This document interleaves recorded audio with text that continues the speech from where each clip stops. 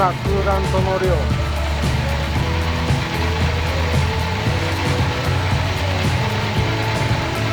の辺まで来てる。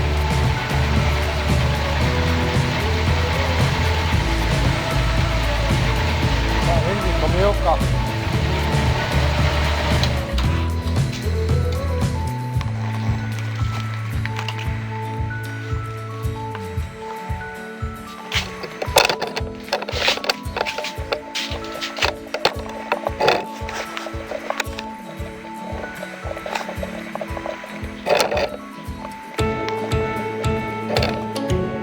聞こえるかな。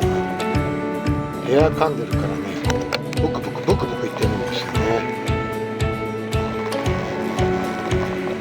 もうちょっとしないとエアは抜けないかな。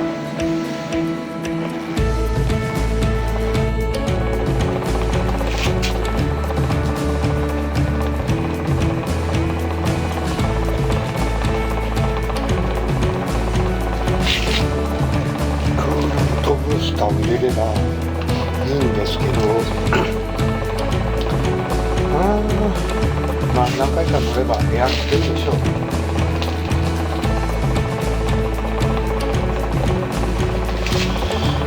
結構ブクブクいってるでしょ。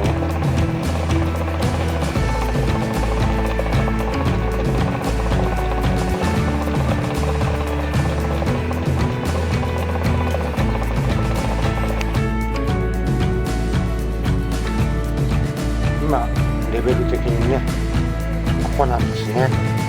で、フルがここなんでかなり量多く入れてます。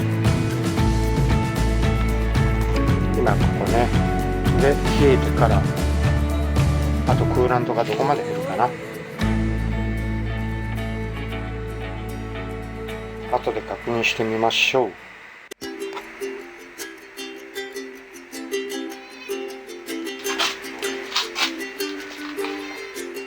さっきはこうぐらいでしたよね。で今見たらちょうどフルのラインぐらい。ちょっと補充してみようかなやっぱり。